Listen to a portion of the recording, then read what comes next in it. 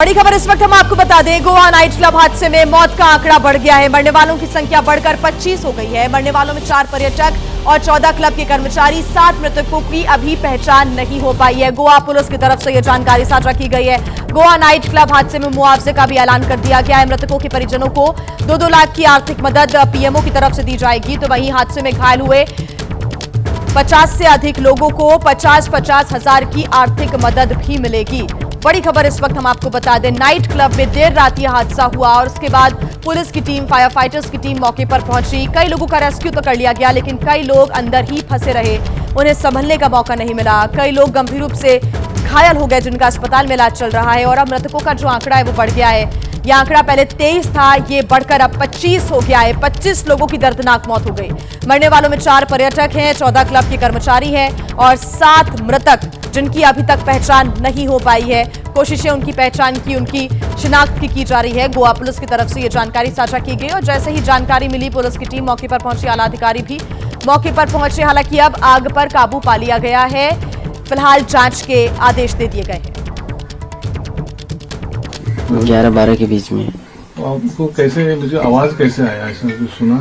आवाज कुछ नहीं, पूरा जलने लगा। कितना 23 लोग में मर गया बोलते हैं, वो डेड बॉडी सब देखा? ये तो मैं नहीं देखने गया, बट कैसे एलाउ नहीं था हम लोग का जाने का। गेट पे आप गेट पे ही था? मैं गेट पे था। कितना टूरिस्ट लोग भी आए थे? हाँ, टूरिस्ट भी थे। कितना रहेगा टूरिस्ट अंदाज? ये तो मिनिमम हमको तो पता नहीं है। एंट्री हुआ था? हाँ, शो था क्या था? हाँ, शो था। कल ये था, कुछ डीजे डांसर आने वाली थी।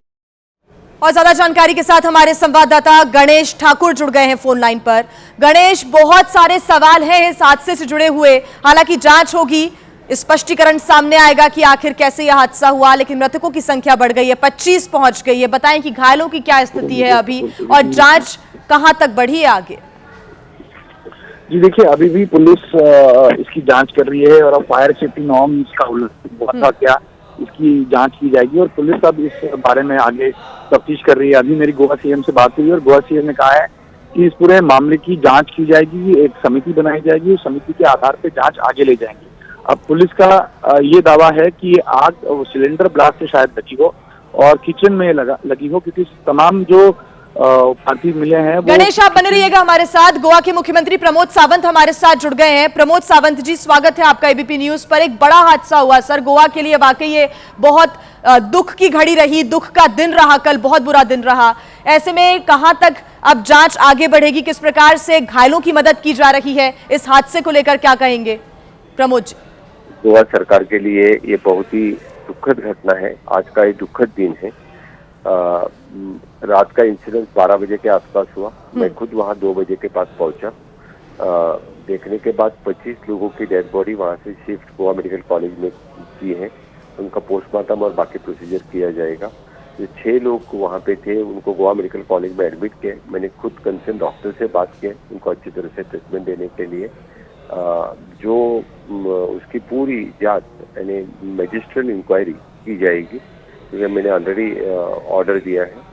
वहाँ के जो जनरल मैनेजर्स बाकी के लोग हैं, इनके खिलाफ ऑलरेडी अरेस्ट वारंट निकाला है। जो ओनर है इसके खिलाफ भी अरेस्ट वारंट निकाला है, उसको भी अरेस्ट करेंगे। और उन्होंने सेफ्टी नॉर्म्स, जो फायर सेफ्टी या बिल्डिंग सेफ्टी, वो फॉलो किए थे क्या नहीं किए हैं, इसके बारे में भी इंक्वायरी करेंगे। और जो दुखद निधन हुआ है उनके प्रति मैं संवेदना व्यक्त करता हूँ। उनके फैमिली के लिए honourable prime minister Narendra Modi ji ने खुद होके मुझे 6 बजे फोन किया और जो डेथ हो गए हैं उनके लिए 2 लाख रुपए उन्होंने ऑलरेडी अनाउंस किए हैं। मैं गोवा सरकार की तरफ से honourable prime minister Narendra Modi ji का भी बहुत बहुत धन्यवाद देता हूँ। और इनके फैमिली के प्रति हम भी यानी उनको फाइनेंशियल हेल्प गोवा सरकार की तरफ से भी देने वाले हैं। इस तरह का इंसिडेंट आगे न हो, इसलिए हमने, जिसके पास फायर सेफ्टी नहीं है, इसके लिए आज मैंने मीटिंग ऑर्गेनाइज की है। मैं खुद DGP, director of fire and services CS, इनके साथ मीटिंग लेके इस तरह के जिसके पास फायर सेफ्टी नहीं है और ऐसे रेस्टोरेंट कुछ दिन के लिए बंद रहेंगे, ऐसे क्लब्स कुछ दिन के लिए बंद रहेंगे। प्रमोद जी, कदम उठाना बहुत जरूरी है क्योंकि सिर्फ देश से नहीं विदेश से यहाँ पर बड़ी संख्या में पर्यटक पहुंचते हैं और दिसंबर जनवरी तो आपको मालूम है कि ऐसा समय है जब बहुत बड़ी संख्या में लोग आते हैं गोवा में अच्छा समय बिताने के लिए। उनकी सुरक्षा को लेकर गोवा सरकार आगे क्या कदम उठाएगी और क्या सर इस बारे में अभी तक जानकारी मिली है कि ये आग भड़की कैसे, लगी कैसे और कहां पर चूक हो गई? मैं पहली बात तो फायर सेफ्टी के लिए 100% जैसे मैंने कहा कि थॉरो इन्वेस्टिगेशन करके जिन लोगों के पास, जिन क्लब्स और जिस रेस्टोरेंट में फायर सेफ्टी नहीं है, वो रेस्टोरेंट्स हम कुछ दिन जब तक फायर सेफ्टी नहीं लेते तब तक वो बंद रखेंगे। और बाकी तो इसकी पूरी जांच कर रहे हैं क्योंकि ये किस तरह से आग लगी है इसकी पूरी इंक्वायरी हो जाएगी। Thank you. शुक्रिया प्रमोद सावंत जी हमारे साथ जुड़ने के लिए। गोवा के मुख्यमंत्री प्रमोद सावंत, उन्होंने जानकारी दी है कि अब आगे एक मीटिंग की जाएगी और मीटिंग में यह तय किया जाएगा कि फायर सेफ्टी नॉर्म्स का पालन दूसरे रेस्टोरेंट की तरफ से, क्लब्स की तरफ से, शार्क्स की तरफ से किया जा रहा है या फिर नहीं किया जा रहा है। बड़ी संख्या में क्योंकि यहाँ पर पर्यटक पहुंचते हैं तो उनकी सुरक्षा को लेकर प्राथमिकता दिखाते हुए यहाँ पर एक मीटिंग का आयोजन भी किया जाएगा और चिन्हित ऐसे रेस्टोरेंट्स को, ऐसे क्लब्स को किया जाएगा जिनके पास सेफ्टी नॉर्म्स, जो लोग पालन नहीं कर रहे हैं, जिनके पास इक्विपमेंट्स नहीं है, जो सेफ्टी नियमों का पालन नहीं करते हैं, उनको चिन्हित कर कुछ दिन के लिए उनको बंद रखा जाएगा। जिन्होंने इलीगल रूप से यहाँ पर शैक्स खोले हैं या फिर नाइट क्लब्स खोले हैं, उनको भी चिन्हित करने का कार्य गोवा सरकार करेगी। हालांकि इस पूरे मामले में जांच पड़ताल की जा रही है और जो मुख्य कारण है आग लगने का वो अभी तक स्पष्ट नहीं हो पाया है। कुछ लोगों का कहना है कि उन्होंने धमाके की आवाज सुनी, स्थानीय का कहना है कि उन्होंने धमाके की आवाज नहीं सुनी, लेकिन जानकारी यह मिल रही है कि किचन से ही जो आग है वो भड़की है। यही वजह रही कि जब किचन में लोग काम कर रहे थे वहां से वो बाहर नहीं निकल पाए। ग्राउंड फ्लोर पर ये किचन था, काफी ज्यादा किचन में धुआं भर गया था और वहां दम घुटने की वजह से लोगों की मौत हो गई। ऊपर जब वो आने की कोशिश कर रहे थे तो वो ऊपर नहीं आ पाए, वो बाहर नहीं निकल पाए, इसी वजह से कुछ शव सीढ़ियों पर भी मिले हैं। 23 लोगों की मौत की जानकारी मिली थी, अब यह आंकड़ा बढ़कर 25 हो गया है। अभी भी कई लोग ऐसे हैं जो कि अपना इलाज अस्पताल में करवा रहे हैं, गंभीर स्थिति उनकी है। मौके पर सीएम प्रमोद सावंत खुद 2 बजे के बाद पहुंचे, स्थिति का उन्होंने जायजा लिया। एमएलए माइकल लोबो भी मौके पर मौजूद रहे, पूरी स्थिति का जायजा लेते हुए उन्होंने जांच के आदेश यहां पर दिए हैं। गणेश ठाकुर हमारे साथ जुड़े हुए हैं ज्यादा जानकारी के साथ। गणेश, देखिए मीटिंग की बात सीएम कहते हुए नजर आया, आपने सुना, हमने उनसे बातचीत की, उन्होंने कहा कि ऐसे रेस्टोरेंट, ऐसे क्लब्स जो कि सेफ्टी नॉर्म्स का पालन नहीं करते उन्हें चिन्हित किया जाएगा और कुछ दिन के लिए उन्हें बंद रखा जाएगा। आप तस्वीरें भी दिखाएं गणेश, आप उसी मौके पर, अभी उसी स्थान पर मौजूद हैं।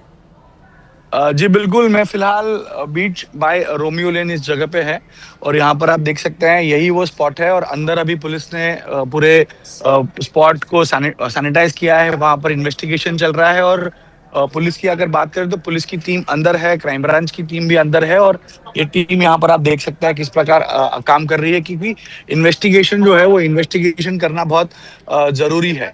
ये पूरा मामला अगर हम देखें तो ये मामला नेग्लिजेंस का लग रहा है और इसी वजह से सीएम ये कहते हैं कि इन पर कार्रवाई होगी और अगले कुछ दिनों तक सारे नॉर्म्स, जिस तरह के जो क्लब्स है उनमें फायर नॉर्म्स का पालन हुआ है नहीं हुआ है, इसकी रिपोर्ट की जाएगी या इसको चेक किया जाएगा। ऐसी स्थिति में गोवा सीएम ये कह रहे हैं कि कहीं ना कहीं लोगों की जान की चिंता है और इसी वजह से अब जब दिसंबर के महीने में तमाम टूरिस्ट गोवा में पहुंचते हैं तो ऐसी स्थिति में यहाँ अब दूसरे क्लब्स में क्या फायर नॉर्म्स का पालन हुआ है नहीं हुआ है ये देखा जाएगा और इसी वजह से अगले कुछ दिनों तक फायर डिपार्टमेंट और प्रशासन इस तरह के क्लब्स में जाकर छानबीन करेगी और चेकिंग करेगी कि क्या इस प्रकार कार्रवाई हो रही है या नहीं हो रही। अब यहाँ ये बात सामने आ रही है कि 25 लोग जो गुजरे हैं वो मेजॉरिटी इस बीच के स्टाफ थे और प्राथमिक जानकारी ये मिल रही है कि गैस सिलेंडर एक्सप्लोड होने की वजह से अंदर आग लगी और इसमें जो टूरिस्ट गुजरे हैं वो सफोकेशन से और 3 से 4 लोग शायद आग की चपेट में आ गए थे। तो ये वो है। और कल की अगर पार्टी की बात करें तो कल यहाँ पर पार्टी हो रही थी, ये नाम लिखा है बर्नर वर्सेस इंडियन सोल। देखिए अमूमन इन पार्टीज में कहीं ना कहीं सेलिब्रिटीज जो आते हैं, जो यहाँ पर मूवमेंट करते हैं, सेलिब्रिटीज जो यहाँ पर आकर परफॉर्म करते हैं, उनके नाम पर लोग आते हैं। और कल सैटरडे नाइट था, इसलिए भीड़ ज्यादा होगी। गोवा में अभी वीकेंड्स पे भीड़ दिखाई दे रही है। तो ऐसी स्थिति में कल ये पार्टी का आयोजन जब किया गया तो उस पे लोग यहाँ बहुत मौजूद थे। और जब 12:30 के करीब ये आग लगी तो यहाँ फायर नॉर्म्स नहीं थे। अगर समझो फायर नॉर्म्स का पालन होता, देश फायर विदेश से इक्विपमेंट पर्यटक ठीक से आते हैं होते। गणेश यहाँ पर, लेकिन सेफ्टी को लेकर इतनी चूक, इतनी बड़ी लापरवाही कैसे हो गई? टेकन फॉर ग्रांटेड आप सुरक्षा को लेकर कैसे कर सकते हैं? क्योंकि अगर हम वीकेंड की बात करें, दिसंबर जनवरी की बात करें, लोग ज्यादा आते हैं, लोगों का मूवमेंट यहाँ पर ज्यादा होता है, तो ज्यादा ध्यान भी देना चाहिए था। यहाँ पर तो आप कह रहे हैं कि लापरवाही भी हुई है, नेग्लिजेंस भी हुआ है, जिसकी वजह से ये आग भड़की होगी। और क्या अभी एक स्पष्ट कारण समझ में आ रहा है कि क्यों ये आग लगी, कहां से इस आग की शुरुआत हुई? देखिए प्राथमिक जानकारी तो गैस सिलेंडर एक्सप्लोजन की आ रही है। और आप जैसे बात कर रही है, और ये कोई छोटा क्लब नहीं है, ऐसा नहीं कि कोई छोटे व्यक्ति ने इन्वेस्टमेंट किया हो और ये क्लब बनाया हो। ये बहुत बड़ा क्लब है।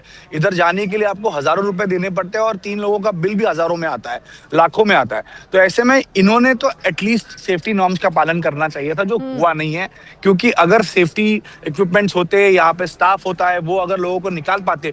और ऐसा भी नहीं कि कई ऐसी जगह है जो पूरी तरह से बंद है। आपको दिखाऊं तो ये पूरा परिसर अभी देख नहीं पा रहे हैं आप, क्योंकि गेट बंद है, लेकिन एक थोड़ा सा ओपन स्पेस भी है वहां पे, तो लोग बाहर एग्जिट ले सकते थे, निकल सकते थे। हो सकता है कई लोग निकल पाए हो, कई लोग निकल ना पाए हो, लेकिन क्लब ओनर्स और क्लब मैनेजमेंट की ये जिम्मेदारी होती है कि अगर इस तरह की घटना होती है तो लोगों को बचाया जाए। उनका स्टाफ सामने आना चाहिए। स्टाफ ही इस पे स्टाफ में, यहाँ के स्टाफ की, यानी कि गड़बड़ी यहाँ पर भी ये हुई है कि जो फायर एग्जिट्स होते हैं, जो आपातकालीन डोर्स बने रहते हैं हर किसी ऑर्गेनाइजेशन में, या फिर जहां पर पब्लिक की गैदरिंग बहुत ज्यादा होती है, वो भी ठीक से यहाँ पर मेंटेन्ड नहीं था गणेश। नहीं तो लोगों को इवैक्यूएट करने का काम ठीक से हो सकता था। एक ये बात। दूसरी ये कि इतना बड़ा क्लब है, यहाँ पर अगर फायर सेफ्टी नॉर्म्स का ठीक से पालन नहीं हो रहा है तो आसपास के जो छोटे शैक्स होते हैं वहां पर तो हो ही नहीं रहा होगा, ये तो हम कह ही सकते हैं। दूसरी बात यह कि कुछ पहलू ये भी आ रहे हैं कि यहाँ पर आतिशबाजी, फायरवर्क्स की भी इंतजाम किए गए थे क्योंकि सैटरडे था। क्या वो वजह भी हो सकती है? सोचिए जहां पर फायरवर्क्स होता हो वहां पर अगर सेफ्टी नॉर्म्स का पालन नहीं किया जा रहा हो तो ये कितनी बड़ी सुरक्षा में चूक है। बिल्कुल। क्या इसकी जांच आप पुलिस करेगी? मेरे साथ एक व्यक्ति है जो यहाँ पे काम करते हैं। आप इसी होटल में काम करते हैं? तब आप थे उस समय? नहीं थे? तो क्या सुना? आपके दोस्त रहेंगे, क्या सुना आपने? अंदर क्या हुआ था? कैसे आग लगी? कुछ पता चला आपको? कोई स्टाफ आपका होगा ना जिन्होंने आपको बताया होगा? कुछ भी नहीं बताया?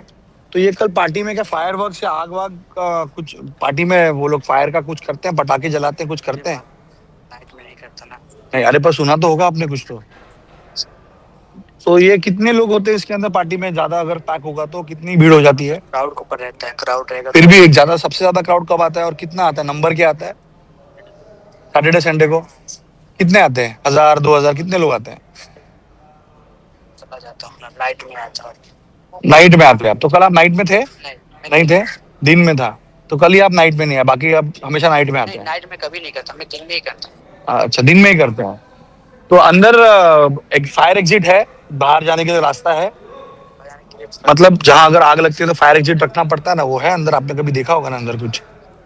चलिए, तो शायद इनको ज्यादा जानकारी नहीं है, लेकिन यहाँ पर फायर एग्जिट होगा नहीं ऐसा मुझे लगता है, क्योंकि तमाम जगहों से अगर देखा जाए तो बैरिकेडिंग करने के लिए यहाँ पर दुकानें हैं और एक एंट्री दिख रही है मुझे, शायद यही एग्जिट भी होगी। तो ऐसी स्थिति में आग लगेगी तो बाहर आना मुश्किल होगा, और इसी वजह से मैं कहता हूं कि यहाँ पर वो लोग तमाम बाहर निकल नहीं पाएंगे। और जैसे लोग यहाँ पे कह रहे हैं कि जो गुजर गए हैं, जिनकी मृत्यु हुई इस हादसे में, वो ज्यादातर होटल किचन का स्टाफ था।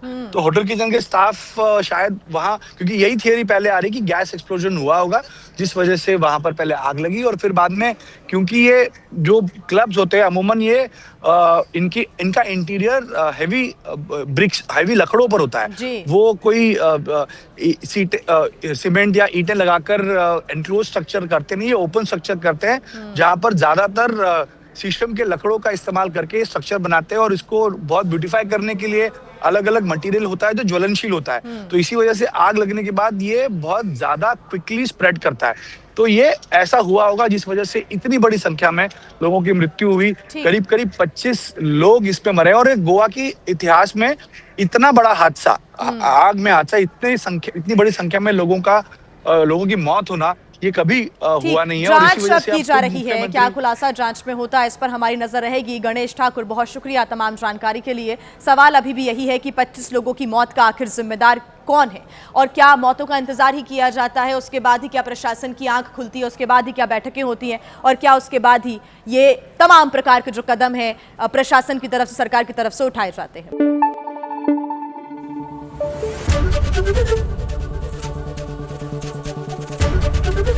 एबीपी न्यूज आपको रखे आगे।